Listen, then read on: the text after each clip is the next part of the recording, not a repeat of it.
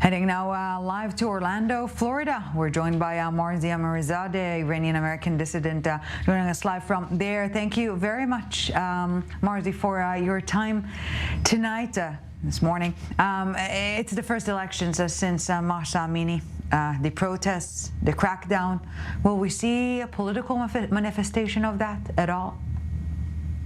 Thank you so much for having me. I would like to correct this, that since 1979, we don't have a system of election. It's all about a system of selection. I call it selection, not election. And I can explain it in 1 minute how the system of election works in Iran. We have two important councils in Iran. One of them is a Guardian Council, which has 12 members, and 6 of those members were selected directly by the supreme leader of Iran, and the other 6 will be selected by the head of the judiciary system, and that person himself is selected by the supreme leader of Iran, and he can dismiss him at any time.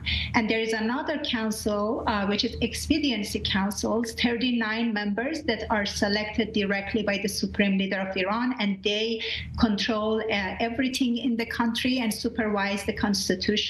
So under these two councils, especially the Guardian Council's 12 members, when it comes to election, parliamentary election and assembly of experts, it's all about whatever these members, which goes back to the supreme leader of Iran, decide and select. And all the candidates will be qualified, disqualified.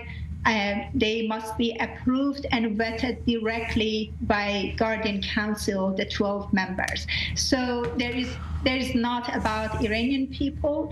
And the reason that the regime encouraged people to go to this election is just to take advantage of people, to show to the world, look how many people support the Islamic Republic regime. But after the brutal murder of Mahsa Amini in 2022, Iranian people very clear said a big no to the Islamic Republic regime. That is the voice of people. That is the vote of Iranian people. So in this system of selection, as you articulately explained, Marzi, there will essentially be no political representation or expression of the public dismay that we've seen in the nationwide protest, right?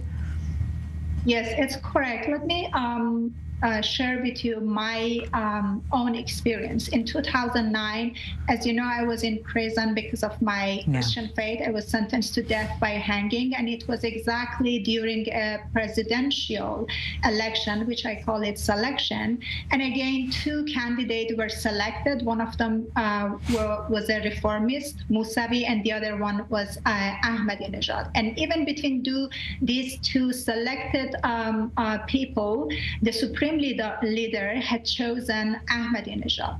But Iranian people were deceived by the reformists, and they decided between bad and worse to choose the bad one, which was Mousavi. And millions of people were deceived, and they participated in election. And after the election, they announced Ahmadinejad, which led to a big movement and a protest in Iran, and thousands of people were arrested, tortured, executed, and it led to the brutal murder of Neda Agha Sultan, that her news was everywhere, that they shoot into her face when she attended the protest. And I was in prison at that time, and I experienced firsthand the brutality of the regime, how they treated people who participated in election, which again I call it selection.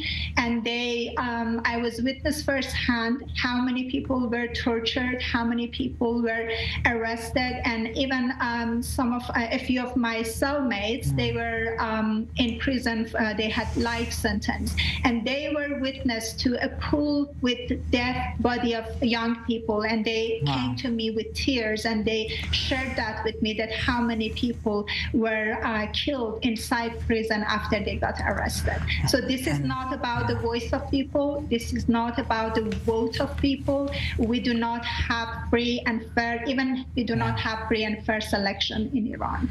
And unfortunately, those scenes that you're describing still happen as we speak.